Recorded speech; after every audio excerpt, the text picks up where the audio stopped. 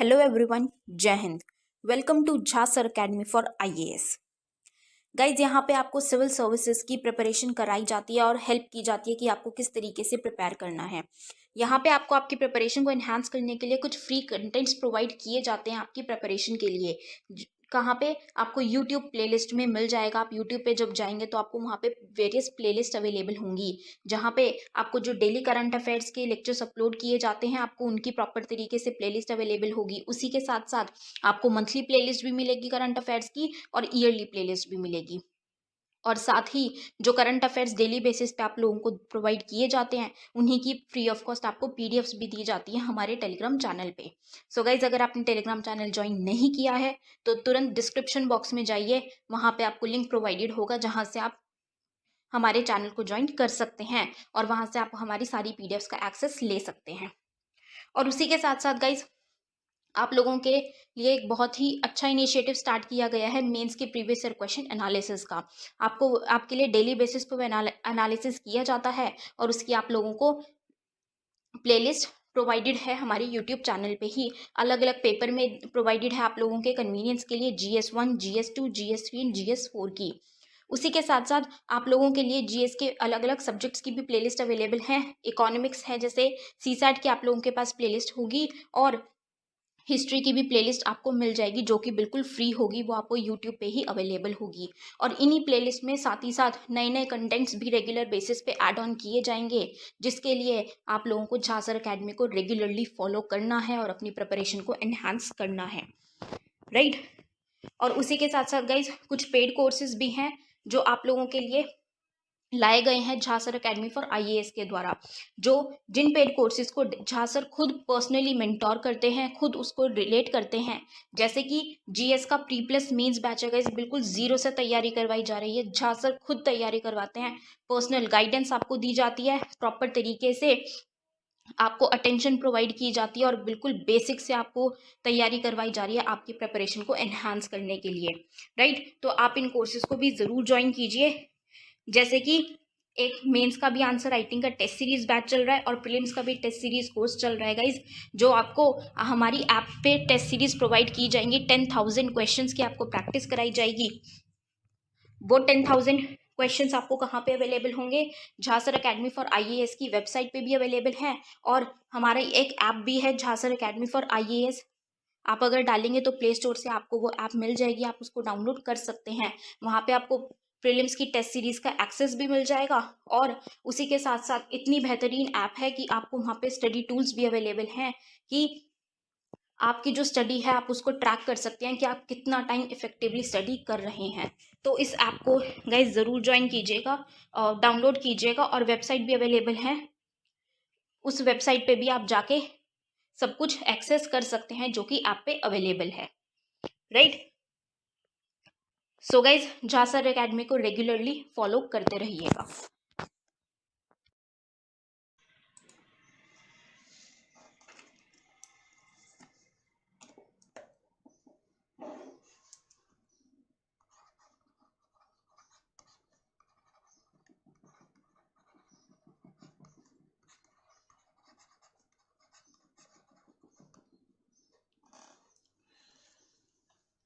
Good morning to all of you. Am I audible? Please confirm कर दें, मुस्कुरा कर बता दें। आप सभी को बहुत बहुत शुभकामनाएं होली की वंस अगेन।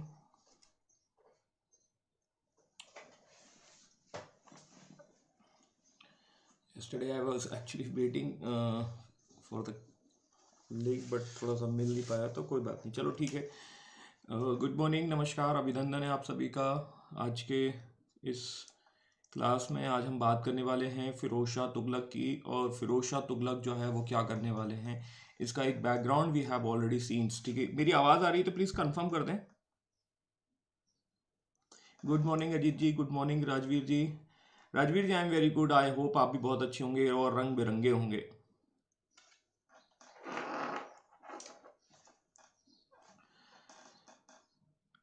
सभी रंग बिरंगे लोगों को मेरी तरफ से नमस्कार। चलिए, तो आज हम बात करने वाले हैं फिरोज शाह तुगलक की, और फिरोज शाह तुगलक किस तरीके से आते हैं और किस तरीके से अपना एडमिनिस्ट्रेशन करने की कोशिश करते हैं, उसका एक झलक हम ऑलरेडी देख चुके हैं। और ये झलक जो है हमने देखा था कि किस तरीके से आ रही है। हमने देखा था कि थट्टा में जो है वो आपके मोहम्मद बिन तुगलक की डेथ हो जाती है। नमस्कार, प्रणाम, अभिनंदन प्रीति जी। तो हमने देखा कि भाई जो है वो अब सत्ता में आएंगे, और भाई जो है सत्ता में आएंगे वहीं पर। नहीं सर, गुलाल साफ कर लिया। ठीक है। ये रंग जो है मतलब वो पीएससी और यूपीएससी की बात मैं कर रहा हूँ, ठीक है। और ये रंग जो है वो आप पर लगा रहना चाहिए, मैं बस उसकी बात कर रहा हूँ, ठीक है। बाकी ये गुलाल वाला रंग तो छूट जाएगा, बट पीएससी वाला जो या सिविल सर्विसेज का जो रंग है वो आप पर लगा रहना चाहिए। तो बहरहाल हम जो बात करते हैं दिल्ली सल्तनत की रंग की, और दिल्ली सल्तनत के इस रंग में हम देखने वाले हैं फिरोज शाह तुगलक की। वेरी गुड, ठीक है। तो मेरी बात आप समझ गए, ये बहुत अच्छी बात है, ठीक है। मैं यही कहना चाहता हूँ, आप सभी जो लोग हैं वो अच्छा करें, ये मैं ऐसा कहता हूँ, क्योंकि वो रंग लगा रहना चाहिए, और वो रंग लगा रहेगा तो बहुत ही अच्छा रहेगा, ठीक है। तो इस रंग बिरंगे उत्सव के बाद हम जो है रंग बिरंगे फिरोज शाह तुगलक को देखने वाले हैं, और रंग बिरंगे फिरोज शाह तुगलक क्या करने वाले हैं वो हम थोड़ा सा समझ लेते हैं, ठीक है। मैंने आपको बताया था भाई जो हैं वो आपके मोहम्मद बिन तुगलक होते हैं, और थट्टा में ही इनका जो है राज्याभिषेक होता है। This is the coronation process of the Firoz Shah Tughlaq. और फिरोज शाह तुगलक क्या करने वाले हैं इनको हमने थोड़ा बखूबी समझा था, तो एक बैकग्राउंड हमने क्रिएट कर लिया था। हम सीधे सीधे जो है उनके घर, उनके एडमिनिस्ट्रेशंस और उनके रिफॉर्म्स की ओर बढ़ेंगे। इनका उद्देश्य केवल यही है कि जो सस्ती लोकप्रियता है, जो आपकी जो जो बादशाह के प्रति जो नेगेटिविटी बनी है, उस नेगेटिविटी को खत्म करने की कोशिश करेंगे। And this is nothing but this is Firoz Shah Tughlaq. सुल्तान के प्रेस्टीज को फिर से वापस स्टेबलाइज करने की कोशिश कर रहे हैं, क्योंकि पिछला सुल्तान जो था वो उसके कार्य से जनता खुश नहीं है।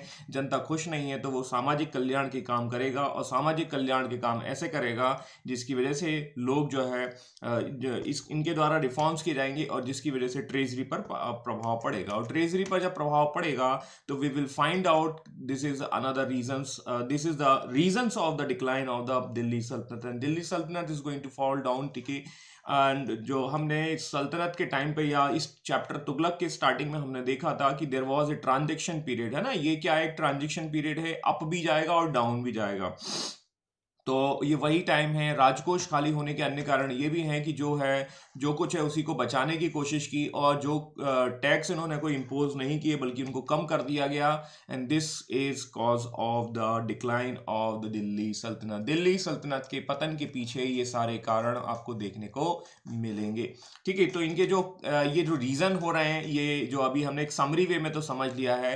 And what kind of the reforms he is doing, ठीक है। तो ये किस प्रकार के रिफॉर्म्स कर रहे हैं, अब हमको वन टू वन समझ लेते हैं। देखिए, सबसे पहले हम उनके उद्देश्य की बात करते हैं। He want to gain the popularity, and this kind of the popularity is very cheap popularity, we can say that, कि ये सस्ती लोकप्रियता हासिल करना चाहते हैं, जनता को सपोर्ट में लेना चाहते हैं, और अपनी स्थिति मजबूत करते हैं और जनता को संतुष्ट करते हैं।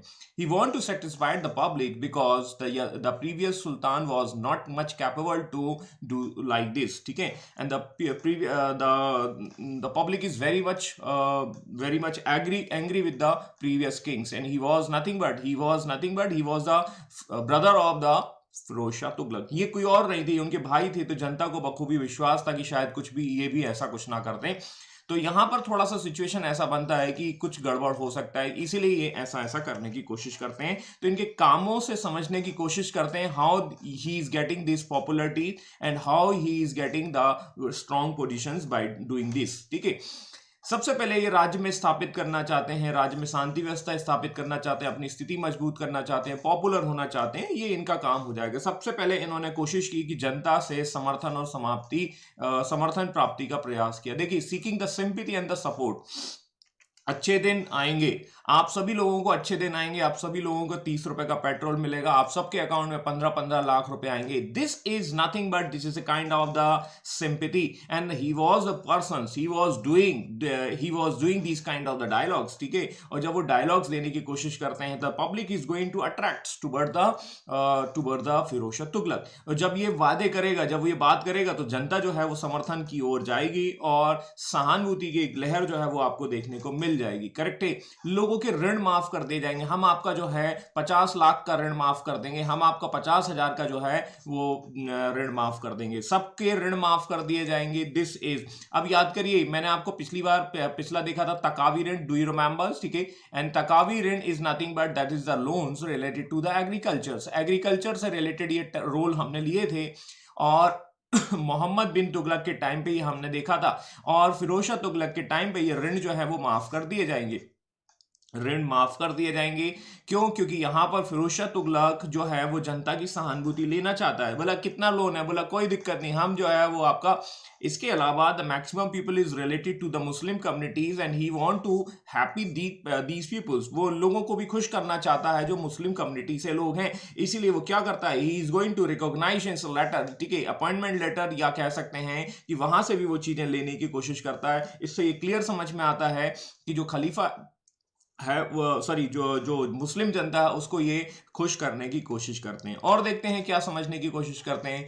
He is going to appointed, that means the trusted peoples, ठीक है, वो अपने पद, अपने जो पोस्ट हैं, जो डेजिग्नेशंस हैं, उन पदों पर जो है अपने विश्वास पात्रों को रखता है। ठीक है, हालांकि ये जो पद हैं वो आगे चलकर क्या हो जाएंगे, वो on the basis of the heredity हो जाएंगे। यदि मान के चलिए कि जो जिस व्यक्ति पर, जिस पोस्ट पर है, या तो उसका सन आ जाएगा, सन नहीं होगा तो उसका दामाद आ जाएगा, ठीक है, या दामाद नहीं होगा तो उसका स्लेव आ जाएगा। इस तरीके से ये प्रक्रिया जो है वो वंश के आधार पर की जाने लगेगी।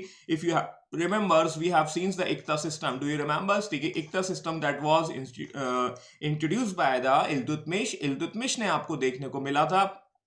और इल्तुतमिश इस व्यवस्था में जो है वो 3 साल में, मोटे तौर पर हम ऐसे समझ लेते हैं कि वो 3 साल में क्या कर देता था, उस अधिकारी की ट्रांसफर कर देता था और उसको एक जगह टिकने नहीं देता था। ठीक है, लेकिन फिरोज शाह तुगलक क्या करेगा, Firoz Shah Tughlaq is doing this post on the basis of the heredity के बेस पर वो अपॉइंट कर देगा। और इसकी वजह से हम देखेंगे कि कैपेबल लोग जो है वो नहीं आएंगे। तो शुरुआत में तो ठीक है, दैट मीन्स ठीक है, वो क्या कर रहा है, योग्य लोगों को अपॉइंट करते, लेकिन बाद में जाके इसे क्या कर देगा, फिक्स कर देगा। ठीक है, इसके अलावा वो जो आपके जो कठोर दंड हैं, we can say that the hard punishment is going to end. ठीक है, जैसे एक शरीर के अंगों को भंग करने का एक दंड दिया जाता था, किसी का कान काट लिया जाएगा, किसी की नाक काट ली जाएगी, ऐसे जो है पनिशमेंट इनको बंद कर दिया जाएगा। इस तरीके से वो करेगा। Reduce tax burden on the publics, ठीक है, हम सब सारे टैक्सेस को बंद करके एक जीएसटी नाम का एक टैक्स लेके आ जाएगा, ऐसा हम समझ लेते हैं।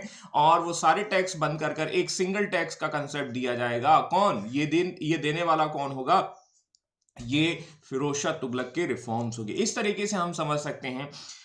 आगे देखेंगे, हम देखेंगे गवर्नमेंट पोस्ट। ठीक है, जो मैंने आपको बताया ये वाला पॉइंट्स। ठीक है, तो the government post is decided on the basis of the heredity, और जो पोस्ट हैंडल किया है उसके बाद उसका सन आ जाएगा। ये इस तरीके से प्रक्रिया चलेगी।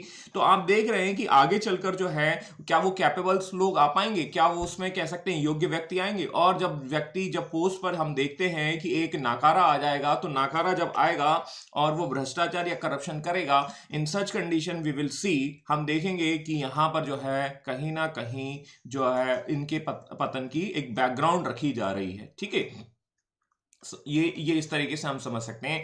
Is going to respect for the former sultans. ठीक है, देखो हमारे नरेंद्र मोदी साहब ने भी क्या है, प्राइम मिनिस्टर हमारे नरेंद्र मोदी ने भी एक म्यूजियम बनाने की घोषणा की है, मुझे जैसा याद आ रहा है, एंड दैट इज इन दिल्ली। ठीक है, एंड दिल्ली में क्या किया जा रहा है, वो सारे के सारे जो प्राइम मिनिस्टर हैं, जो प्रीवियस प्राइम मिनिस्टर हैं, जिनको हम देखेंगे कि जो फॉर्मर प्राइम मिनिस्टर हैं, उनके प्रति एक रिस्पेक्ट दिए जाने के लिए एक म्यूजियम बनाया जा रहा है। And this museum is nothing but that is this point is very much clear। तो देखो फिरोज शाह तुगलक जो है उसको यदि आप कंपेयर करें नरेंद्र मोदी के टाइम पीरियड से तो कोई गलत नहीं होगा। ठीक है, लेकिन यहां पर एक चीज और ध्यान रखना होगा कि ये ऑलमोस्ट वही चीज किए जा रहे हैं। ठीक है, आप देखो सुल्तानों के प्रति सम्मान प्रकट किया जाएगा।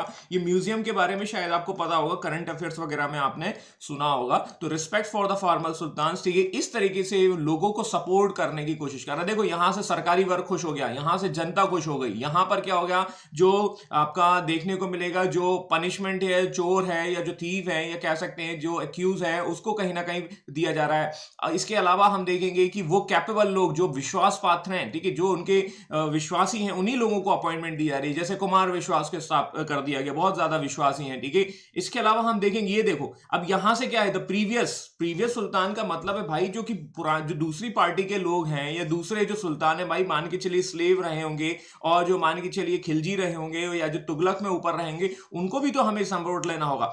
आप देख रहे होगे हर वर्ग को उसने क्या किया, हर वर्ग को उसने चूना लगाने की कोशिश की, ऐसा हम समझ सकते हैं। और वो जब चूना लगेगा तो आप देखेंगे कि हर वर्ग जो है वो उसकी उसकी एक क्लियरिटी आपको देखने को मिलेगी। इस तरीके से वो क्या करता है, हर वर्ग को कैप्चर करने की कोशिश करता है। तो दिस इज द, भाई देखो सीधी सी बात है, इतिहास अपने आप को दोहरा रहा है और आप उस चीज को देखेंगे। इसके अलावा देखिए धार्मिक लोगों को भी बोला जा रहा है, आओ तुम हमारे साथ आओ, रिलीजन हम तुम्हारा मंदिर बनवा देंगे। एंड अमीर और उलेमा जो है उनके प्रति भी जो है वो एक लिबरल पॉलिसी रहेगा। इवन इनको क्या करेगा, पेंशन देना शुरू कर देगा, लो ठीक है पेंशन लो, क्या है इस पेंशन से जो है आप अपना गुजारा भत्ता करेंगे, ठीक है। यदि आप देखेंगे कि 1977 में एक थोड़ा उसको ऐसे भी समझ सकते हैं, 1977 में 1975-77 में, ठीक है 75 कर देता हूं, आप देखेंगे नेशनल इमरजेंसी लगी थी और जो नेशनल इमरजेंसी के तहत लोग जो है वो जेल में गए थे उनको आप देखेंगे पेंशन देखने को मिलती है, ठीक है। तो ये क्या है, ये उन लोगों के प्रति सम्मान है। तो ये आप देख सकते हैं कौन देता होगा, ये बीजेपी गवर्नमेंट देती होगी। तो this is a kind of the things, ठीक है, that means we are providing these peoples, ठीक है। और यहां पर आप कारण समझ सकते हैं, सिम यहां पर है उलेमा। उलेमा मतलब वो व्यक्ति जो रिप्रेजेंटेटिव है इस्लाम के, और इस्लाम के रिप्रेजेंटेटिव्स को दिए जाएंगे पेंशन, ठीक है, ताकि ना होगी कोई टेंशन, ठीक है। वेतन व पेंशन दी जाएगी, ये points that is the basis, इसका क्लियरिटी है यहां पर आपको देखने को मिलेगा। शासन एवं राजनीति में धर्म व कानून में पुनः वर्चस्व स्थापित हो गया। Do you remember the time period of the Khilji? Khilji was not recognisation of the religions from the administration. भाई धर्म के अनुसार आपको क्या करना होगा, ये करना होगा, ये पनिशमेंट देना होगा। खिलजी क्या बोलता है, बोला नो, ठीक है, रिलीजन्स और एडमिनिस्ट्रेशन बिल्कुल अलग है, पॉलिटिक्स को दूर रखिए, मैं ऐसा नहीं करूंगा। ये नाम है कौन, ये Khilji. How about the Tughlaqs? Tughlaq क्या करेंगे, मतलब फिरोज शाह तुगलक के टाइम पे आपको देखने को मिलेगा कि रिलीजन्स का जो रिलीजन्स जो है वो आपका पॉलिटिकल कंडीशंस में आपको देखने को मिलेगा। Polity is decided by the religions. इस व्यक्ति को कितना पनिशमेंट दिया जाए, इस व्यक्ति को कितना दंड दिया जाए,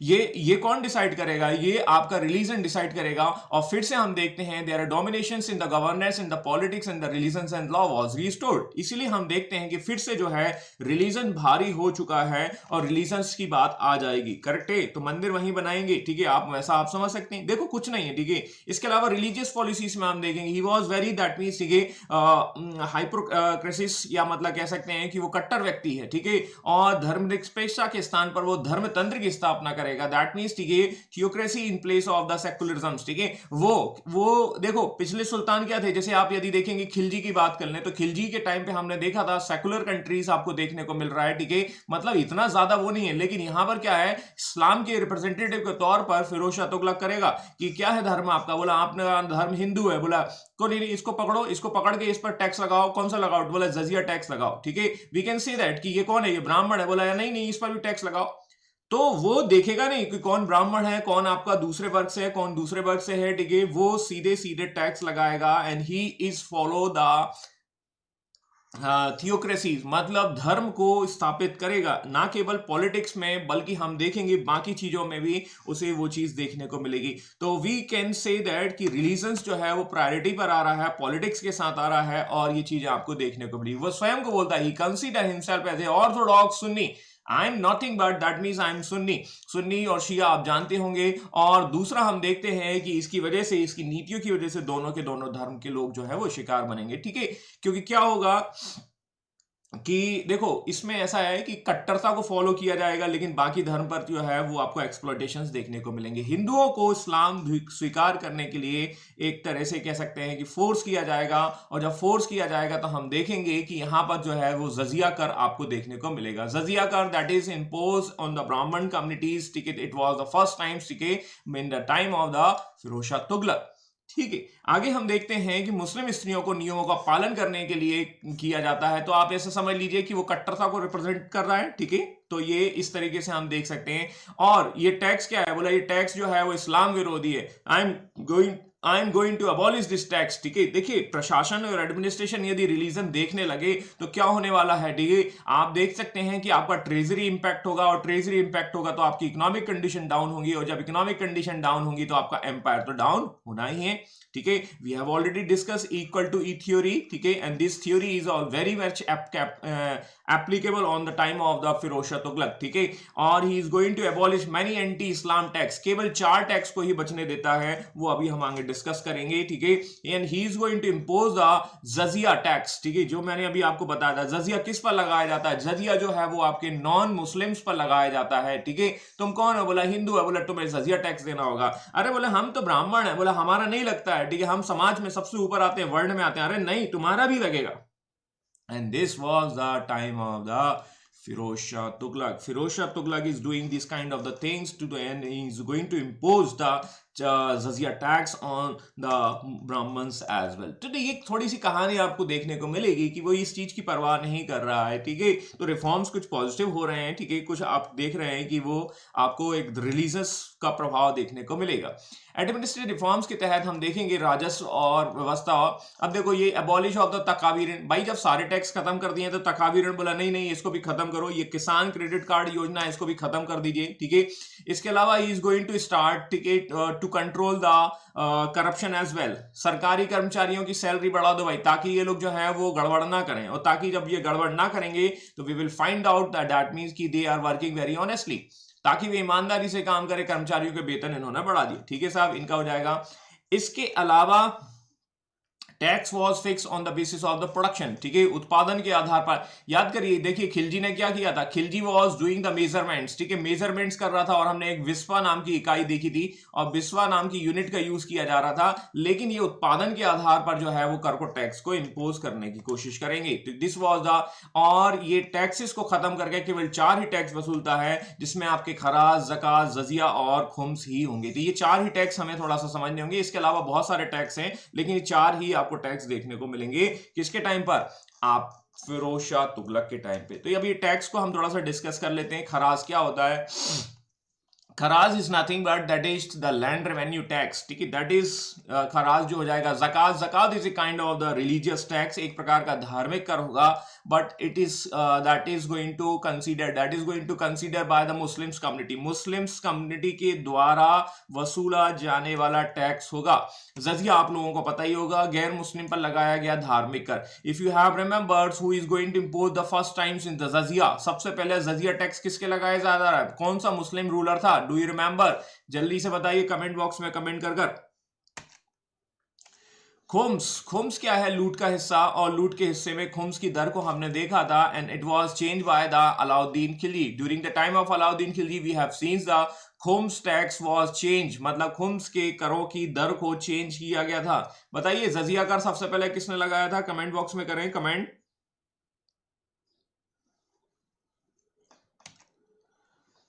इसके अलावा इनके द्वारा जो रिफॉर्म्स हैं वो आपको सिंचाई में भी देखने को मिलेंगे, एग्रीकल्चर में भी देखने को मिलेंगे, एरिगेशंस में भी देखने को मिलेंगे, और इनके द्वारा जो है कई नहरों के निर्माण किए जाते हैं। कई नहरों के निर्माण कौन कौन से किए जाते हैं? तो इनको हम थोड़ा सा इस तरीके से देख सकते हैं कि he is going to construct canal, ठीक है, फ्रॉम यमुना टू हिसार, ठीक है, यमुना नदी में हिसार पर बनाया जाता है, ठीक है, और सतलज से जो है वो घग्गर को जोड़ा जाता है, ऐसा हम समझ सकते हैं, ठीक है। तो इस तरीके से इनकी जो है वो आपको देखने को मिलेगा। ही वॉज द फर्स्ट पर्सन, ठीक है, हु इज गोइंग टू, इसे कहा गया है उलुग खानी नहर, ठीक है, ये एक नाम दिया गया है, और इसे कहा गया है राजवाही नहर, ठीक है। इतना याद रखने की जरूरत नहीं है, बट यहाँ पर आप थोड़ा सा ये जरूर याद रखिएगा, इरिगेशंस के लिए जो है इनके द्वारा काम किए जा रहा है, ठीक है। इसके अलावा सिंचाई के लिए क्या कर रहा है? सिंचाई के लिए एक प्रकार का नया टैक्स जो है वो आपका इंट्रोड्यूस कर रहा है, and this is nothing but this is a हक ए शर्ब टैक्स, एंड दिस हक ए शर्ब टैक्स रेट इज 1/10, 10% टैक्स की दर आपसे वसूली जाएगी, and this kind of the 10% tax that is imposed by the Firoz Shah Tughlaq. इसके अलावा he was the first king who is going to calculate the income of the India. पहली बार GDP, ऐसा कह सकते हैं भाई, जीडीपी को कैलकुलेट करने का काम जो कौन कर रहा है वो आपको देखने को मिलेगा फिरोज शाह तुगलक। मेरी बात समझ में आ रही नहीं आ रही? मतलब मेरे कहने का मतलब ये, he is going to calculate the first time the income of the state, और इनकम ऑफ स्टेट जो है वो हम जीडीपी से जोड़कर देख सकते हैं। जो बेसिक इकोनॉमिक्स, और बेसिक इकोनॉमिक्स के पॉइंट ऑफ व्यू से हम देखें तो इट वाज अराउंड द 6,75,00,000 टका। 6,75,00,000 टका जो है मोटे तौर पर आका गया। तो ये आप ऐसे कह सकते हैं कि आधुनिक युग में, दैट मीन्स मॉडर्न एज में, आप देखेंगे कि सबसे पहले जो नेशनल इनकम है, मतलब जो आपकी प्रति व्यक्ति है, per capital income, that was calculated by the, I think Naoroji साहब है ना, ठीक है।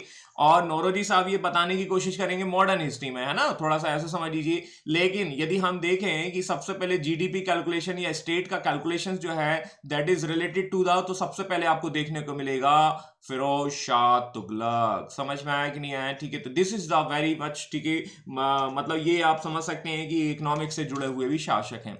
जुडिशरी सिस्टम की यदि हम बात करें तो मैंने आपको बताया कि देखो इनका जो सिस्टम है वो किस पर आधारित है, एडमिनिस्ट्रेशन या पॉलिटिकल कंडीशंस जो है that is related to the religions, ठीक है, रिलीजन्स पर आधारित है। और रिलीजन्स कौन सा है? इस्लाम है, ठीक है। और जब इस्लाम है तो इस्लाम में आप देखेंगे जो पवित्र बुक हैं, जो पवित्र लिटरेचर्स हैं, जैसे हिंदू रिलीजन्स में आपको वेदास देखने को मिलेंगे। यहां पर वेद का काम कौन कर रहा है? कुरान शरीफ कर रहा है, ठीक है। और कुरान के साथ साथ हदीस, ठीक है। तो हदीस और कुरान, हदीस is nothing but that is the supporting elements of the Quran. Quran का ही एक सपोर्टिव एलिमेंट होगा, उसे हदीस कहा जाएगा। या जैसे हम वेद देख लेते हैं, वेद के सपोर्ट में लिखे गए ब्राह्मण, वेद के सपोर्ट में लिखे गए पुराण, वेद के सपोर्ट में लिखे गए बाकी अन्य लिटरेचर्स, तो कुरान के जैसे ही हदीस होगा। और जब इनके आधार पर क्या किया जाएगा? पनिशमेंट दिया जाएगा। और ये पनिशमेंट ही बताता है जुडिशरी सिस्टम को, या कह सकते हैं न्यायिक व्यवस्था को। इस तरीके से हम इसको समझ सकते हैं और जान सकते हैं। तो न्याय व्यवस्था कहां पर आधारित होगी? इस्लाम के नियमों पर आधारित होगी। Got it my points? शरीर को काटने और पीटने वाले जो है, अब देखो अलाउद्दीन खिलजी क्या करता था? अलाउद्दीन खिलजी ये करता था कि कोई व्यक्ति यदि 100 ग्राम जलेबी जो है वो गड़बड़ करता था तो उसके शरीर से उतना जो है मीट निकाल लिया जाता था। It was the theory of the Alauddin Khilji, ठीक है। लेकिन अब यहां पर देखने को मिलेगा, कि जो आपके फिरोज शाह तुगलक हैं वो इस तरीके की व्यवस्था को एबॉलिश कर देंगे, इस तरीके की व्यवस्था को खत्म कर देंगे। समझ में आया कि नहीं आया? ठीक है। इसके अलावा उत्पादन के आधार पर ही टैक्स तय किया जाएगा, ये मैंने आपको अभी अभी बता दिया। इसके बाद हम देखते हैं द मिलिट्री सिस्टम्स, ठीक है। सैन्य प्रशासन में भी इनके द्वारा सुधार किए जाएंगे। सैन्य प्रशासन में क्या सुधार किए जाएंगे उसको हम थोड़ा समझ लेते हैं। The soldiers were given some portion of the revenues received from the territories। देखो इसको क्या किया जा रहा है, इनको सैलरी जो है, पहले क्या किया जा रहा था? सैलरी अलाउद्दीन खिलजी के टाइम पर we are giving the salary, it was in the cash, नगद में दी जाएगी, है ना। लेकिन ये कैश जो सैलरी नगद में दी जा रही थी, और इसको हमने देखा था मार्केट कंट्रोल सिस्टम के द्वारा, ठीक है, मार्केट कंट्रोल सिस्टम। और ये सैलरी जो है वो आपको एक रीजनेबल सैलरी दी जाएगी। लेकिन उस सैलरी के साथ साथ हम देखेंगे कि सैलरी दी जा रही है, आपको जो वस्तुएं हैं वो आपको रीजनेबल प्राइस में उपलब्ध कराई जाएंगी, जिसको हम कह सकते हैं उचित मूल्य, है ना, उचित मूल्य में आपको उपलब्ध कराई जाएंगी। अब अलाउद्दीन खिलजी के जाने के बाद, ठीक है, ये व्यवस्था जो है वो वहीं पर खत्म हो जाती है। तुगलक जो है वो आते हैं, और तुगलक में मोहम्मद बिन तुगलक का इतना कुछ कंट्रीब्यूशन देखने को नहीं मिलता है, ठीक है। लेकिन यहां पर हम देखेंगे कि वो इस व्यवस्था में रिफॉर्म्स करेगा, और क्या बोलेगा? वो बोलेगा कि भूमि ले जाओ, भूमि का टुकड़ा लेके चले जाओ। देखो इस व्यवस्था को हम वैसे ही कनेक्ट करके समझ सकते हैं जैसा हमने एंशिएंट में देखा था। एंशिएंट में हमने क्या देखा था? ब्राह्मणों को भूमि में दान दिया जाएगा, ठीक है। और बाद में जाके अधिकारियों को भी क्या है कि भूमि दान दी जाने लगती है। और भूमि दान दी जाने लगेगी तो हम देखेंगे कि the officer is going to become the very much strong. और जब वो पावरफुल हो जाएंगे तो वो क्या करेंगे? वो आपके एम्पायर से अलग हो जाएंगे। Same will happen here, same यहां भी देखने को मिलेगा, बिल्कुल एग्जैक्टली यहां पर देखने को मिलेगा। जब अधिकारियों, जब सोल्जर्स को आप पैसा ना देकर क्या करोगे? भूमि दे दोगे, और बोलेगा कि आज हमें मिल गया क्या? आगरा, आज हमें मिल गया मतलब क्या? मथुरा, आज हमें मिल गया हाथरस, ठीक है, आज हमें मिल गया आपका वो आसपास का क्षेत्र। एक काम करना भाई, कल से मत भेजना, कल से जो है हम ही यहाँ के शासक हो जाएंगे। I am declare as a free independent sultan of this particular lands, ठीक है। इस तरीके से हमें ये चीज देखने को मिलेगी और रेवेन्यूज का जो पार्ट है वो देखने को मिला। मिलिट्री पोजीशंस वर हेरिडिटी, ठीक है। मिलिट्रियों के जो पोस्ट हैं वो आपके क्या होंगे, वंश के आधार पर हो जाएंगे। अब अगला राहुल गांधी, अगला अध्यक्ष कौन होगा, गांधी ही होगा, ऐसा हम समझ सकते हैं और उसको देख सकते हैं, ठीक है। और आगे चलकर this become the reason of the disintegration of the Delhi सल्तनत। आगे चलकर यही व्यवस्था जो है वो दिल्ली सल्तनत के लिए के पतन के लिए रिस्पॉन्सिबल होगी। अब आप सारे के सारे कारण को जोड़ लीजिए। आपको देखिए हेरिडिटी कर दिया गया है, दैट मींस हेरिडिटी पोस्ट दी जाएंगी, ठीक है। इसके अलावा आपके टैक्स जो है वो कम कर दिए गए हैं, ठीक है। टैक्स जो है वो आपके कम कर दिए गए। आप कोई नया क्षेत्र नहीं जीत रहे हैं, जितना है उसी में आप क्या कर रहे हैं, आप हैप्पी हैं, ठीक है।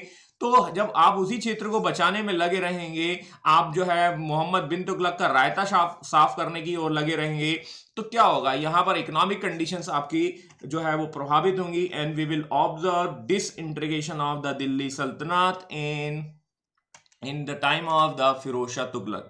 इसके अलावा इनके द्वारा लोगों को खुश करने के लिए और काम किए जाते हैं। लोगों को खुश करने के लिए क्या काम किए जाते हैं, हम सबको क्या है लाइन में लगवा देंगे डिमोनेटाइजेशन के द्वारा, ठीक है। गुड मॉर्निंग निगम कटियार जी, ठीक है, राधे राधे। अब कुछ पब्लिक से रिलेटेड काम कर लेते हैं। पब्लिक को हम क्या करेंगे, 30 रुपए का जो है चूना लगाएंगे, ठीक है। और ये चूना लगाकर जो है बाद में 100 रुपए का हो जाएगा। ये चूना कोई और नहीं, एक्चुअली पेट्रोल के दाम, ठीक है। और हम देखते हैं तो ये सारे के सारे काम जो हैं वो इनके द्वारा किए जाएंगे। देखते हैं, सबसे पहले लिस्ट बनाओ कौन कौन है बेरोजगार, हम सबको 2 करोड़ रोजगार देंगे, ठीक है। ऐसा उनके द्वारा किया जाता है, ठीक है। Employment office stabilise by the Firoz Shah Tughlaq, ठीक है। और फिरोज शाह तुगलक क्या बोलेंगे, बहुत सारे डिपार्टमेंट्स बनाते हैं। देखो इनके अलावा यहां पर क्या होता है कि ये वॉर करते हैं या जो कैंपेनिंग करते हैं, वॉर में जितने लोग पकड़े जाते हैं, जो आपके जो सिटी के लोग होते हैं, ठीक है, उनमें से जो सुंदर लोग होते हैं, सुंदर लोगों का मतलब ये है कि जो मतलब आपके जो कुलीन वर्ग से होते हैं, जो आपके जो प्रीस्ट क्लास से होते हैं, या जो हाई सोसाइटी से होते हैं, जो आपके बड़े घरानों से होते हैं, बुद्धिजीवी होते हैं, सुंदर जो होते हैं, उनको पकड़ लिया जाएगा और स्लेव बना लिया जाएगा। जैसे मान के चलिए बॉयज है, जैसे मान के चलिए गर्ल है, और ये बॉयज वगैरह को क्या किया जाता है, ट्रेनिंग दी जाती है, ठीक है। ट्रेनिंग दी जाएगी, ट्रेनिंग दी जाने के बाद क्या किया जाएगा, उनको डिप्लॉय कर दिया जाएगा, ठीक है। डिप्लॉय का मतलब यहां पर यह है कि उनको क्या है कि गवर्नर बना दिया जाएगा, कहीं ऑफिसर बना दिया जाएगा, और ये क्या है कि वे बाद में जाके वो पोस्ट, उसका मानना ये था कि वो स्लेव जो है वो यदि रहेंगे तो वो क्या होंगे, वफादार होंगे, ठीक है। तो वो कई जो है स्लेव रखता है, और स्लेव का जो डिपार्टमेंट है वो है आपका ये वाला दीवान बंदगान, ठीक है। तो ये Diwan Bandagan is nothing but this is the department of the slave, this is very much important. और इनके टाइम पर ऐसा कहा जाता है कि 1 लाख से ज्यादा जो है स्लेव हो जाते हैं, इस वजह से इन्हें एक डिपार्टमेंट बनाना पड़ता है। और जब आप डिपार्टमेंट बनाते हो तो इट्स वेरी मच कॉम्प्लिकेटेड, है ना। तो ये Diwan Bandagan is nothing but slavery departments, दास विभाग देखने को। खैरात क्या होती है भाई, ठीक है। खैरात का मतलब होता है चंदा। चंदा का मतलब है, या कह सकते हैं सामान्य भाषा में इसको हम एक भीख कह सकते हैं, ठीक है। तो one person is giving the some money to the other person, ठीक है, और उसे वापस नहीं लेता है, तो खैरात, है ना। तो ये आपको समझ में आ चुका होगा। खैरात मतलब जो होगा एक प्रकार का चैरिटी करना है, ठीक है, आपको ग्रांट देना है। आई थिंक आर्टिकल 275 में दिया जाता है सेंट्रल द्वारा। जो गरीब राज्य होते हैं उनको आप ऐसे कह सकते हैं, ठीक है। इसके अलावा इनके द्वारा और क्या बनाया जाए, Diwan Ishtihaq. Diwan Ishtihaq is nothing but that is the pension department. ये पेंशन किसको दी जा रही है, याद करिए, उलेमा को दी जा रही है। उलेमा के बाद जो विडो जो थी वो उनको दी जा रही है। विडो कौन सी, याद करो, हमने खुरासान कराचिल जो कैंपेन किया था और उसमें हमने देखा था बहुत सारे सोल्जर्स जो है वो निपट गए थे, तो आप ऐसा समझ लीजिए उनको पेंशन दी जाने की। तो जनता को खुश किया जाएगा, भाई तुम्हारा घर वाला जो है वो निपट गया है, कोई दिक्कत नहीं है, ठीक है। कैंपेन भैया ने करवाई थी, लेकिन हम जो है उसका रायता साफ करने की कोशिश करेंगे, हम सबको जो है पेंशन देंगे, अब तो कोई टेंशन नहीं। ऐसा उनके द्वारा किया जाएगा काम, ठीक है। तो this is a kind of the work that is related to the Firoz Shah Tughlaq. और कोई दिक्कत हो, यदि आपको कोई सर्दी जुकाम हो जाए, ठीक है, तो आप क्या कर सकते हैं, डॉक्टर के पास आ सकते हैं। बाकी आप मास्क लगाते रहें, ठीक है। लेकिन फिर भी यदि आपको कोई दिक्कत होती है, यदि आपको सांस लेने में तकलीफ होती है, आपको लगता है कि कोरोना जैसे सिम्टम्स हैं, तो आप एक काम करिए, डॉक्टर के पास आ जाइए और डॉक्टर के पास आपको मिलेगा एक फ्री हॉस्पिटल। तो दिस इज द थिंग्स, ठीक है, that is going to stabilise by the Firoz Shah Tughlaq. वो फ्री, निशुल्क और आपके अस्पताल बनाता है। And this kind of the hospital is called the Dar ul शफा। मेरी बात समझ में आ रही नहीं आ रही भाई, ठीक है मित्रों? हाँ, इनके जन कल्याणकारी कार्य जो है इतने ज्यादा अच्छे होंगे, इनके जन कल्याणकारी कार्य जो है वो इतने ज्यादा देखने को मिलते हैं, जिसकी वजह से जो है आपको देखने को मिलेगा ही will consider the Akbar of the Delhi सल्तनत। देखिए अकबर अभी आया नहीं है, ठीक है, लेकिन अकबर से तुलना इसलिए की जा रही है क्योंकि वो आपको देखने को मिलेगा। तो अकबर के भी काम ऐसे वेलफेयर के बहुत सारे होंगे, तो वो हम थोड़ा सा जब अकबर पढ़ेंगे तब देख लेंगे। ऑलराइट, समझ में आया कि नहीं आया? तो this is the welfare work of the Firoz Shah Tughlaq. लेकिन आप थोड़ा सा कंपेयर करेंगे तो उनके जो वेलफेयर वाले काम हैं वो उसमें ज्यादातर जो है वो एक विशेष वर्ग को क्या है, संतुष्टि देने की कोशिश आएगी। वो विशेष वर्ग कौन सा है? वो हमने देखा मुस्लिम कम्युनिटी। अब आप देख लो भाई, सीधी सी बात है कि जो वर्तमान गवर्नमेंट है उस पर आपका ये एलिगेशंस लगते हैं कि आप जो है वो केवल विशेष वर्ग का भी फोकस करते हैं। जैसे आप देखिए अभी हम जो है हमारे नरेंद्र मोदी साहब जो है बांग्लादेश के दौरे पर गए और बांग्लादेश के दौरे पर जो है इनका विरोध किया जा रहा है। विरोध क्यों किया जा रहा है ये आपको पता होना चाहिए, ठीक है। तो ये सारी की सारी सिचुएशंस जो बन रही हैं वो एक डिससेटिस्फेक्शंस को जन्म दे रही हैं, ठीक है। तो ये जो जितने भी काम कर रहे हैं वो क्या है, विशेष वर्ग को फायदा दिलाने के लिए किए जा रहे हैं, ठीक है। अब मुस्लिम वर्ग को आप फायदा थोड़ा बहुत दोगे तो क्या होगा, हिंदू वर्ग को भी मिल जाएगा। लेकिन हिंदुओं को क्या किया जा रहा है, कन्वर्ट किया जा रहा है। वो कन्वर्ट किस में किया जा रहा है? वो कन्वर्ट किया जा रहा है मुस्लिम धर्म में, ठीक है। अदरवाइज आपको जजिया तो देना ही पड़ेगा। तो आप ऐसा समझ लीजिए कि भाई जजिया टैक्स तो लिया ही जा रहा है और दूसरा ब्राह्मण को भी से भी लिया जा रहा है। बोला तुम कोई रिलैक्सेशन नहीं चलेगा, है ना। तो आज की डेट में देखिए बेनिफिट्स जो हैं बहुत से लोगों को हुआ करते थे। तो ये थोड़ा समझने की बात है, ठीक है, बाकी और कुछ खास नहीं, ठीक है। तो ये इनके द्वारा किए गए रिफॉर्म्स हम समझ चुके हैं और इसमें मेरे ख्याल से कोई दिक्कत नहीं होनी चाहिए। ये सारे पॉइंट्स क्लियर हैं आप लोगों को सभी को? I hope all these points are very much clear, ठीक है। एंड दीज आर द, ये बाकी वही वापिस आ गया है, ये कुछ नहीं है, ठीक है। थोड़ा सा इनको और देख लेते हैं। देखिए आगे चलकर हम देखते हैं he is doing some kind of the coins reforms as well, ठीक है। इनके द्वारा कुछ रिफॉर्म्स भी किए जाते हैं। जैसे जो कॉइन्स हैं उनमें कहा जाएगा एक सिल्वर कॉइन चलाया जाएगा and this silver coin is called the Shashgani. Shashgani is a kind of the silver coin that was introduced by the Firoz Shah Tughlaq, ठीक है। इसके बाद देखिए अद्धा। अद्धा का मतलब है 1/2, है ना, 1/2। बट यहां पर आपको थोड़ा सा ये याद रखना होगा, तांबा और चांदी को जो है मिला दिया जाएगा तो वो आपको देखने को मिलेगा। अब आप देखिए एक चीज और देखिएगा, मोहम्मद बिन तुगलक के टाइम पे सिल्वर की कमी आई थी और सिल्वर की जब कमी आई थी तो we have introduce the token currencies, ठीक है। तो ये टोकन करेंसी हमने इंट्रोड्यूस की थी, वहां से भी आप कनेक्ट करके देख सकते हैं। क्योंकि यहां पर क्या है कि और वो फेल हो गया था वो पॉलिसी, और वो पॉलिसी जब फेल हो गया था तो हमने देखा था इकोनॉमिकल इंपैक्ट पड़ा था। तो यहाँ के जो इनके सलाहकार हैं या यहाँ के जो इनके जो एडवाइजर हैं वो ये कहते हैं कि भैया एक काम करो, तांबे के साथ चांदी का जो है वो मिक्स आपका कॉइन्स इंट्रोड्यूस कर लेते हैं, ठीक है। तो ये वहां से आप कनेक्ट करके समझ सकते हैं और इस चीज को वैसे हम देख सकते हैं।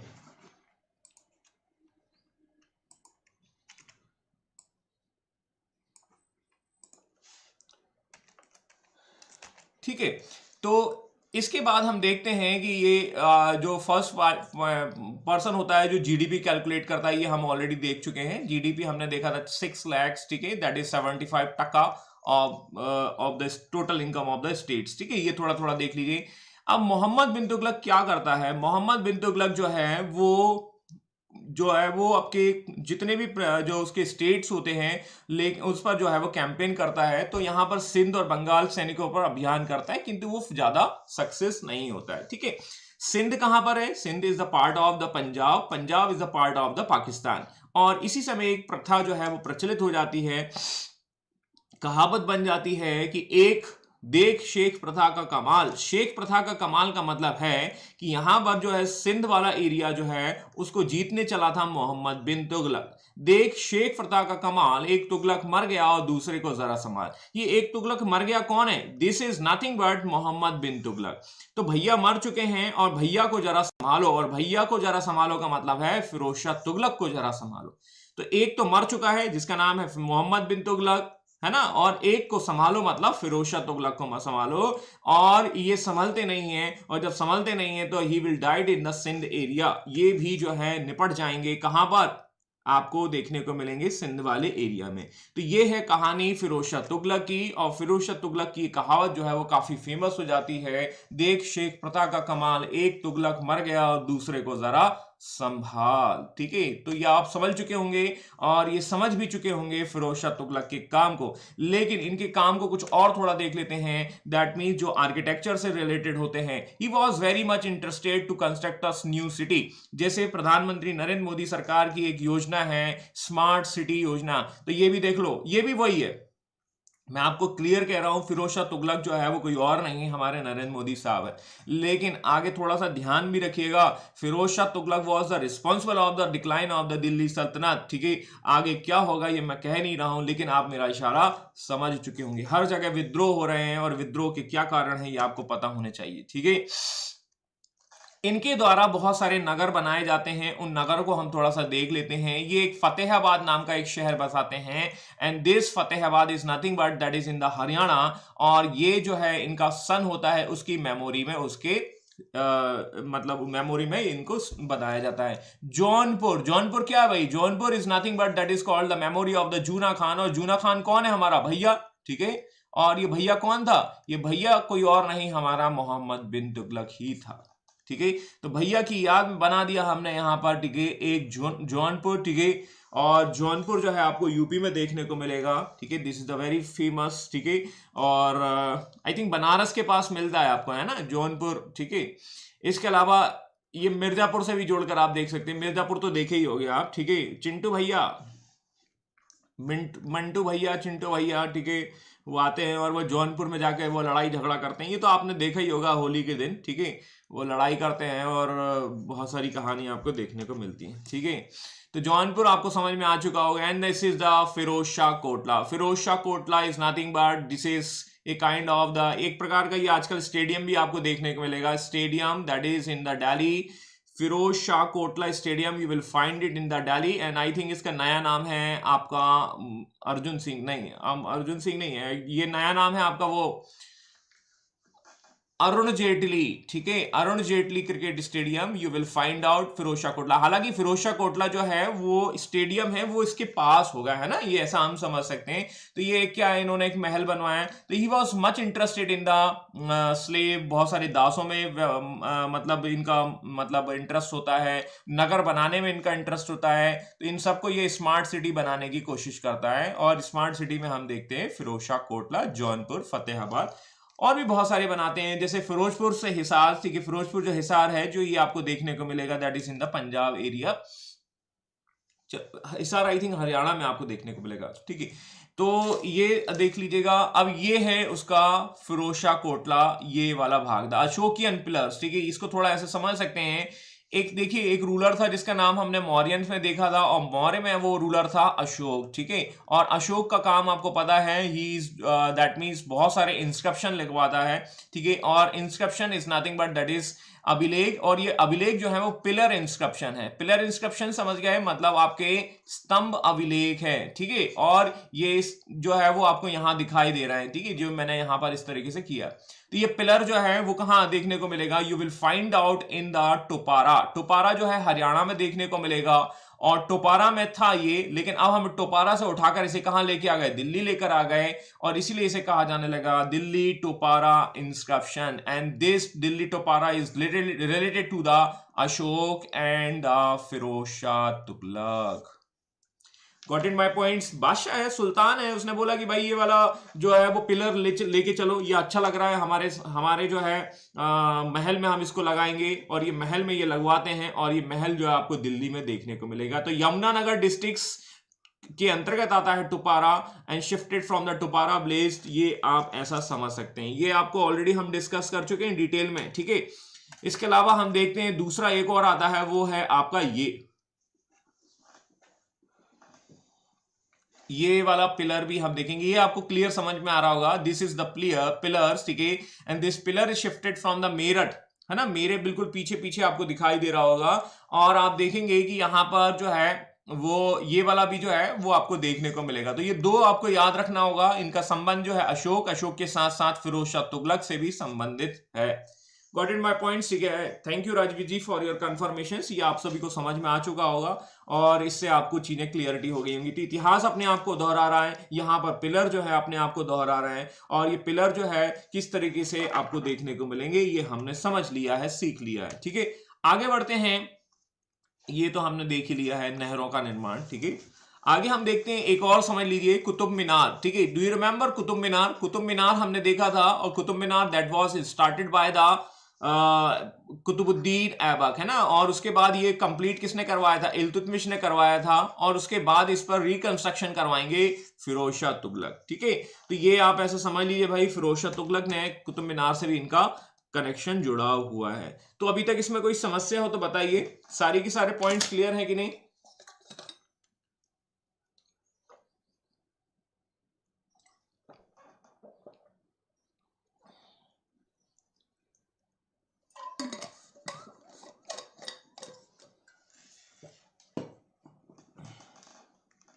ओके, तो we have almost clear the Firoz Shah Tughlaq. And देखिए यहाँ पर मैंने आपको, है ना, स्लेव डायनेस्टी आपको बताई थी, ठीक है। इसके बाद हमने खिलजीज को देखा था ना, इसके बाद हमने तुगलक को देखा, और तुगलक में हमने देख लिए हैं आपके गयासुद्दीन तुगलक के बाद मोहम्मद बिन तुगलक, और मोहम्मद बिन तुगलक के बाद फिरोज शाह तुगलक, ठीक है।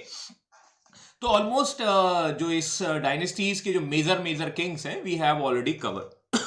लेकिन फिरोज शाह तुगलक के समय के बाद जो सक्सेसर आएंगे वो होंगे राहुल गांधी। राहुल गांधी का मतलब है नाकारा गांधी, ठीक है, नाकारा तुगलक, ठीक है। एंड दीज नाकारा व्हाट विल डू, ठीक है। जैसे हमने पोस्ट को हेरिडिटी कर दिया है, वंश के आधार पर कर दिया है, और जब आपको देखने को मिलेगा कि पोस्ट जो है नाकारा के पास होगी, थैंक यू प्रीति जी। और नाकारा जब आएंगे तो ये तुगलक डायनेस्टीज तो खत्म होगी ही, इसके साथ साथ दिल्ली सल्तनत की भी पनौती लग जाएगी। और दिल्ली सल्तनत की पनौती लगेगी तो हम देखेंगे this is the decline of the Delhi सल्तनत, ठीक है। तो दिल्ली सल्तनत की पनौती आपको देखने को मिलेगी यहां पर। तो थोड़ी सी पनौती को समझ लेते हैं, उनके सक्सेसर्स के द्वारा, उनके उत्तराधिकारियों के द्वारा चलते हैं, बात करते हैं। तो देखिए कुछ खास नहीं है इसमें, थोड़े से नाम मैंने रखे हुए हैं, और कचरा को तो लिखा ही नहीं जाता। मोटे तौर पर हम देखेंगे 1388 टू 89, मतलब देखिए that is the very very less time period of the Tughlaq Shah, ठीक है। तो this is the next king after the Firoz Shah Tughlaq, 1 साल तक रहेंगे सत्ता में, ठीक है। दूसरा हम देखेंगे सुल्तान Abu Bakr Shah, and he will consider the next 1 year, ठीक है। देख लो आप, 1 साल का कार्यकाल होगा। अब कचरा का कुछ नहीं रखा जाए। नासिरुद्दीन मोहम्मद शाह, और 90 से ये 94 रहेंगे। चलो ये थोड़ा बहुत 4 साल तक रहेंगे, ठीक है, लेकिन इनका कुछ खास रिफॉर्म्स है नहीं है जिसको हम याद रख सकें, ठीक है। इसके बाद हम देखते हैं Nasiruddin Mahmud Shah Tughlaq, and this is important क्यों है? इनके काम की वजह से नहीं है, इंपॉर्टेंट इसलिए है क्योंकि ये इनके टाइम पर जो है एक अटैक होता है इंडिया में, and this is famous attack of the Timur, ठीक है। तैमूर का फेमस अटैक होगा, जैसा मुझे याद आ रहा है, दिस इज द 1398, ऑलराइट, ठीक है। 1398 में एक फेमस अटैक होगा, और 1398 का टाइम पीरियड जो है इन्हीं के टाइम पीरियड पर आता है। 1398 में तैमूर जो है वो इंडिया पर अटैक करेगा। तैमूर जो है वो आप देख सकते हैं, समझ सकते हैं कि जो एक खतरनाक जो है आपका देखने को मिलेगा इन्वेडर्स है, ये मंगोलाइट्स जो हमने देखे थे वहीं से आप कनेक्ट करके समझ सकते हैं, ठीक है। हालांकि इनका थोड़ा सा रिलेशन अलग होगा, ठीक है, लेकिन फिर भी हम यहाँ देखते हैं कि उनका उद्देश्य क्या होता है। उनका उद्देश्य होता है यहाँ पर लूटपाट करना या यहाँ वाले सेक्शन को जीतना। अब आप देखिए, आप थोड़ा सोचने की कोशिश करिए कि जिस भाग को मैंने आपको ड्रॉ किया, इसको देखो फिर से समझ लेते हैं। यहां से ये दिल्ली सल्तनत की सीमाएं जो है दक्षिण तक पहुंच गई थी और इसका एक्सपेंशन हमने देखा है, लेकिन सेंट्रल में दिल्ली में आप देखेंगे यहां पर अब बलबन नहीं है, यहां पर आप इल्तुतमिश नहीं है, यहां पर आप अलाउद्दीन खिलजी नहीं है, यहां पर मलिक काफूर नहीं है जो कंट्रीब्यूशन कर रहे थे, और यहां के रूलर्स जो है वो बहुत वीक हो जाएंगे। वीक हो जाएंगे मतलब कमजोर हो जाएंगे, और जब कमजोर हो जाएंगे, वीक हो जाएंगे, तो यहां पर एक लो प्रेशर क्रिएट हो जाएगा। लो प्रेशर मैंने इसलिए कहा, ज्योग्राफी से जोड़कर समझा दिया है, ठीक है। और लो प्रेशर होगा, और यहां पर हम देखेंगे कि जैसे ही यहां लो प्रेशर बनेगा, मतलब यहां पर जब सीट खाली हो जाएगी तो कोई ना कोई इसे भरने की कोशिश करेगा, और भरने वाला व्यक्ति कौन आएगा, कहां से आएगा, कुछ इस तरीके से आ जाएगा। समझ में आया कि नहीं है? तो जो भरने वाला व्यक्ति होगा उसके पास पावर होगी, पावर मतलब हाई होगी, और विंड्स हमेशा हाई प्रेशर से लो प्रेशर की ओर चलती हैं। ये ज्योग्राफी का कंसेप्ट है, यहां मैंने उसको हिस्ट्री के कंसेप्ट में ऐड ऑन कर दिया है। और आप देखेंगे कि जो तैमूर है वो दिल्ली को इंपैक्ट करने की कोशिश करेगा। भाई बिल्कुल बहुत सिंपल फंडा है, जब भी सेंट्रल में पावर कमजोर होगी उस पावर को भरने के लिए कोई ना कोई आएगा, और इसे हम हाई प्रेशर से लो प्रेशर की विंड के रिस्पेक्ट में समझ सकते हैं। तो मैं ना केवल आपको हिस्ट्री बता देता हूं, बाकी कभी कभी दूसरी चीजें भी बता देता हूं, ठीक है। तो ये थोड़ा सा आप समझ सकते हैं, कभी क्या हिस्ट्री हिस्ट्री पढ़ के बोर हो जाते हैं, ठीक है। तो लेकिन आप उसको इस तरीके से समझ सकते हैं, जैसे हमने पीछे इकोनॉमिक्स टोकन करेंसी समझी थी, जैसे हमने पीछे जो है ज्योग्राफिकल कंडीशन से हमने सिकंदर को भगाया था, मच्छर काट लिया था, याद करिए, ठीक है। इसके अलावा हमने बहुत सी ऐसी चीजें सीखी हैं, और आज हमने विंड की डायरेक्शंस को भी समझ लिया है। तो ये एक छोटा सा एक नमूना है और कुछ नहीं है, ठीक है। तो इस नमूने के आधार पर हमने समझा है कि सेंट्रल में पावर जब भी कमजोर होती है कोई ना कोई आएगा, और ये आने वाला जो है वो तैमूर आएगा, और ये नासरुद्दीन महमूद तुगलक के समय की घटना होगी, ठीक है। अब देखिए यहां पर ऐसा कहा जाने लगता है, इस सुल्तान के समय की बात, उस समय भी क्या होगी, कई कहावतें प्रचलित हो जाएंगी। जैसे आज की डेट में आप देखेंगे कि मीम बनते हैं और लोग जो है वो आप वायरल हो जाते हैं, है ना। मीम बनते हैं और वायरल हो जाते हैं, और जब वायरल हो जाते हैं तो कहीं ना कहीं जो है सिचुएशंस आपको देखने को मिलती है। उस जमाने में भी यही चीजें हुआ करती थी। उस जमाने में मीम ना बन के वो कहावतें बनती थी, जैसे देख शेख प्रथा का कमाल, एक तुगलक मर गया दूसरे को जरा संभाल। ऐसी ही एक कहावत और प्रचलन में हो जाती है, और ये होती है नासरुद्दीन महमूद के तुगलक के समय पर, कि अच्छे दिन कब आएंगे, है ना। ये जैसे आज की डेट में आप देखिए एक डायलॉग्स जो है कहावत देखने को मिल जाती है, अरे ये तो जुमला है, ठीक है, 15 लाख कब आएंगे, ये तो एक जुमला है, ठीक है, कोरोना कब खत्म होगा, ये तो एक जुमला है, ठीक है, पता नहीं कब खत्म होगा, ठीक है। तो एक कहावत नासरुद्दीन महमूद के समय पर देखने को मिलती है कि ये नासरुद्दीन महमूद या दिल्ली सल्तनत का जो शासन है वो दिल्ली से पालम तक रह जाएगा। पालम जो दिल्ली साउथ तक टच कर रही थी, दक्षिण भारत तक टच कर रही थी, अब उसकी जो जो टेरिटरी है, जो उसका एम्पायर है, वो आपका सिमट कर कुछ ना कुछ दिल्ली तक ही रह जाएगा। दिल्ली पता है आपको, और आपको पालम भी पता है, और इस तरीके से सिचुएशंस को आप समझ सकते हैं कि देखो सेंट्रल में पावर कमजोर होने के, या सेंट्रल में शासक के कमजोर होने का ये होता है कारण। समझ में आया के लिए। लेकिन अब आप देखेंगे हम डिक्टेटरशिप की ओर बढ़ रहे हैं। तो ये है नासरुद्दीन महमूद शाह, और नासरुद्दीन महमूद शाह के टाइप पर हम देखते हैं कि जो सत्ता है वो आपको देखने को मिलेगी, सिमट कर रह जाएगी दिल्ली से पालम तक। तो ये थोड़ा याद रखिएगा, ये थोड़ा सा खास है, किसके समय ये घटना होती है, किसके समय ये कहावत होती है। 1398 में तैमूर, अरे तैमूर को नहीं जानते, करीना का लड़का, ठीक है, वही आप ऐसा समझ लीजिए, ठीक है। तो ये तैमूर जो है वो आक्रमण होगा, और आक्रमण कब होगा ये आपको पता है। तो ये बीच में एक जोक भी चला था, ठीक है। तैमूर का आक्रमण कब हुआ था, नासरुद्दीन महमूद शाह तुगलक के समय पर। और तैमूर का जन्म कब हुआ था, तो ये हुआ है नरेंद्र मोदी के टाइम पीरियड में। तो this was a kind of the jokes, and this was jokes is related to the ये चलता रहता है, तो मैंने उसी को जोड़कर बताया है, क्योंकि देखिए आज का जनरेशन जो है उसके हिसाब से बताया जाए तो बहुत अच्छा रहेगा, है ना। तो ये इतिहास है, हिस्ट्री है, अपने आप को दोहराता है। और यहाँ पर हमने नरेंद्र मोदी की कार्यकाल को फिरोज शाह तुगलक से मतलब कंपेयर करा है, ठीक है। और तैमूर का आक्रमण भी हो गया, तैमूर का जन्म भी हो गया, ठीक है। दूसरे वाला का नाम क्या रखा है वो मुझे नहीं मालूम है, ठीक है, इसको भी हम देख लेंगे। कुछ हिस्ट्री से ही जोड़कर रख दें भाई, तो हमें हिस्ट्री को समझने में और आसानी हो जाए, ठीक है। ये हमारी पॉजिटिविटी है, ठीक है। I hope you are getting all points clear, ठीक है। और आपकी मुस्कुराहट बता रहे हैं कि सारी चीजें आपको क्लियर है, तो ये बहुत अच्छी बात है, ठीक है। Thank you for your emojis, ठीक है। ये बढ़िया, निगम कटियार ये पता नहीं क्या बना दिए हैं आप, ठीक है, बहुत बढ़िया, ठीक है।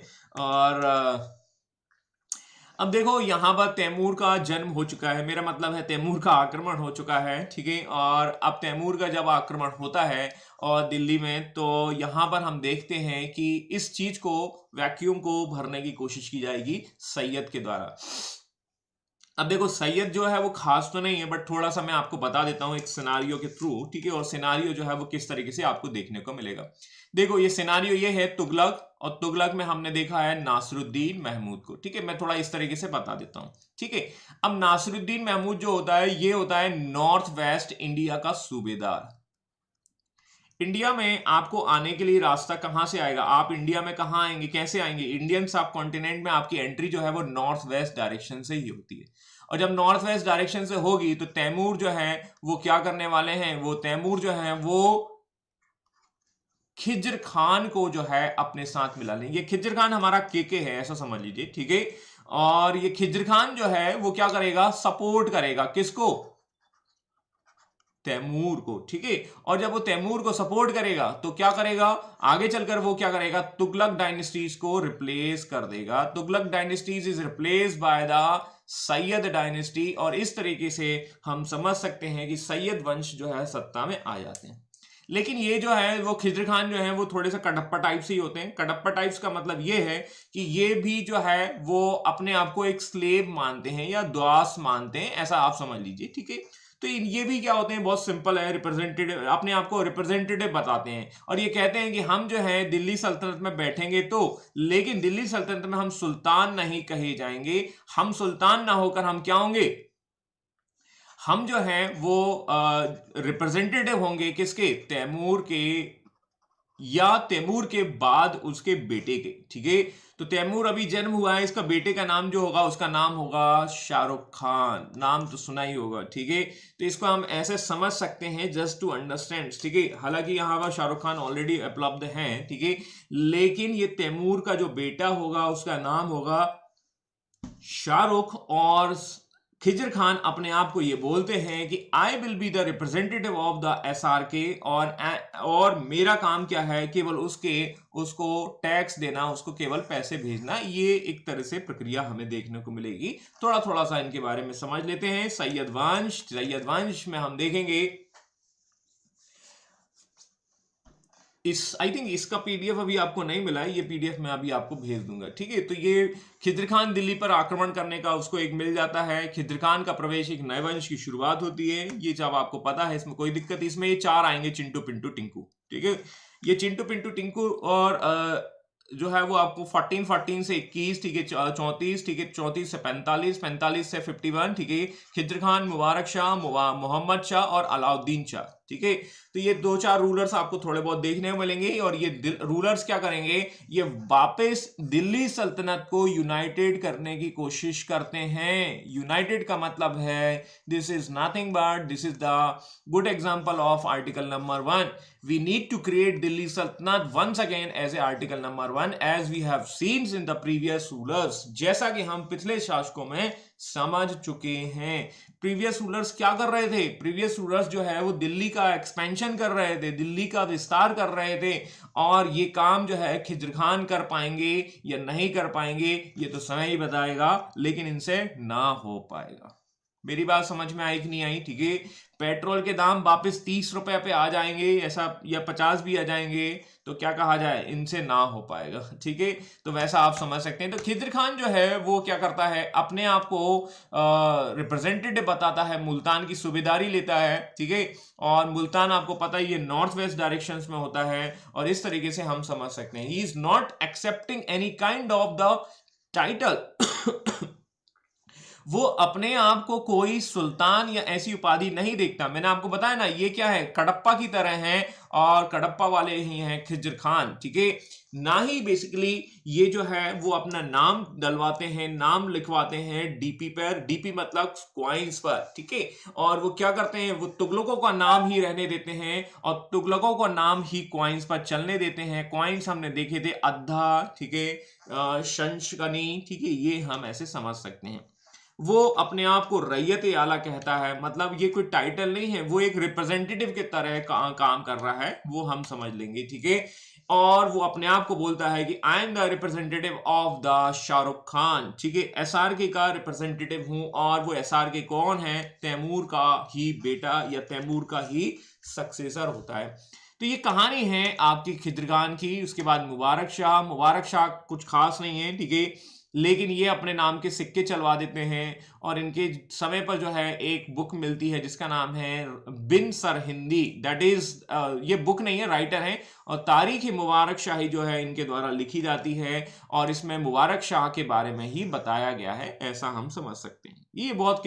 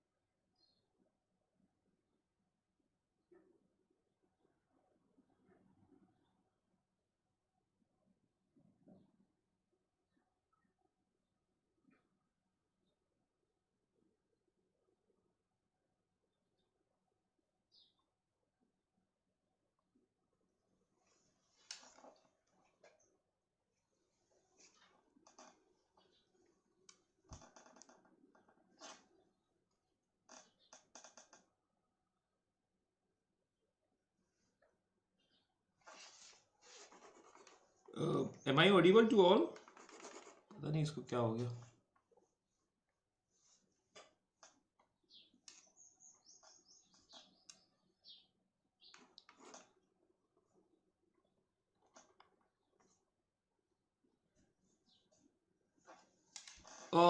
इसके बाद का जो है वो हम आगे कल कंटिन्यू करेंगे। कुछ सिस्टम में मेरा इशू आ रहा है, पता नहीं क्या स्क्रीन।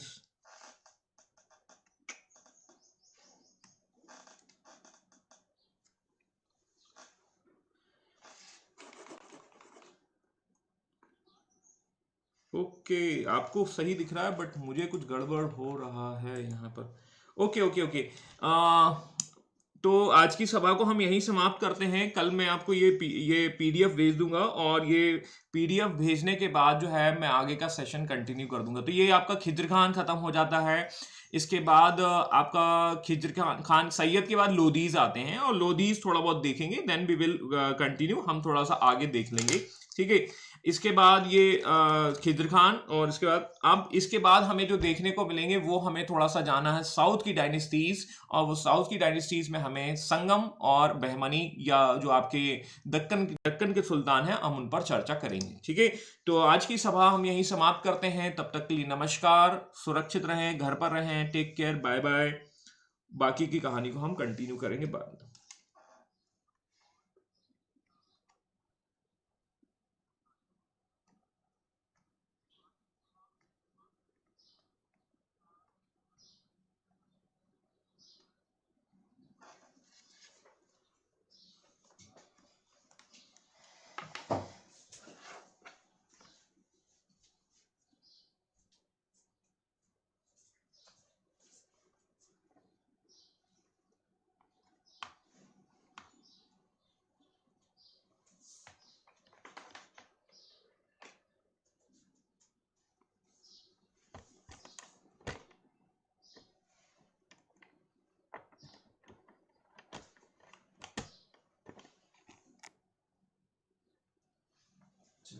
रुक के लगे तो